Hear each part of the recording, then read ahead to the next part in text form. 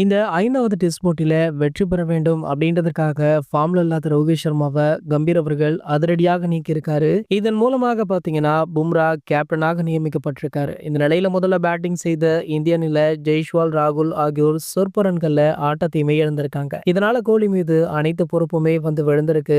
இந்த டெஸ்ட்ல கோலி அவர்கள் சதம் அடித்தால் மட்டுமே இந்திய அணி ஒரு அளவிற்கு தோல்வியிலிருந்து தப்பிக்க முடியும். அதற்கு தகுந்தாற் போல விராட் கோலியுமே தன்னுடைய பேட்டிங் ஸ்டைல கொஞ்சம் சேஞ்ச் பண்ணியிருந்தாரு. தொடர்ந்து ஆஃப் சைட் சென்ற பந்தை அடித்து ஆட்டமிழந்த விராட் கோலி இந்த முறை அதற்கு ஏற்றார் போல தன்னுடைய ஸ்டாண்டிங்கை மாத்திருக்காரு. இந்த டெஸ்ட் தொடர்ல தன்னுடைய இடது கால கொஞ்சம் அகன்று ஓபன் ஸ்டாண்ட்ல இருந்த விராட் கோலி இன்று ஸ்டாண்டிங்கை மாற்றி லெக் ஸ்டெம் முன்பு நின்றிருக்காரு. இதனால ஆஃப் ஸ்டம்புக்கு வெளியே சென்ற பந்தை விடுவதற்கு ரொம்பவே ஏதுவாக இருக்கும். இதன் காரணமாக கோலி அவர்கள் 69 பந்துகளை எதிர்கொண்டு 17 ரன்களை சேர்த்திருக்காரு. கோலி ஒரு பவுண்டரி கூட அடிக்கல. இருந்தாலுமே விராட் கோலி நேரம் செல்ல செல்ல மீண்டும் பழைய ஸ்டாண்டிங்ல வந்து நிக்கிறாரு. இதன் காரணமாக போலாந்து ஆஃப் ஸ்டம்புக்கு வெளியே வீசிய பந்து அடிக்க ஆட முற்பட்டு விராட் கோலி அவர்கள் வழக்கம் போல கேட்ச் ஆகி விக்கெட்டை விட்டு கொடுத்திருக்காரு. சோ இந்திய அணி 72 ரன்கள் சேர்ப்பதற்குள்ள 4 விக்கெட்டுகளை இழந்து தற்போது தடுமாறிட்டுமே இருக்கு. சோ விராட் கோலியுடைய மோசமான ஃபார்ம்னால கண்டிப்பாக அவர் இந்த போட்டி முடிந்த பிறகு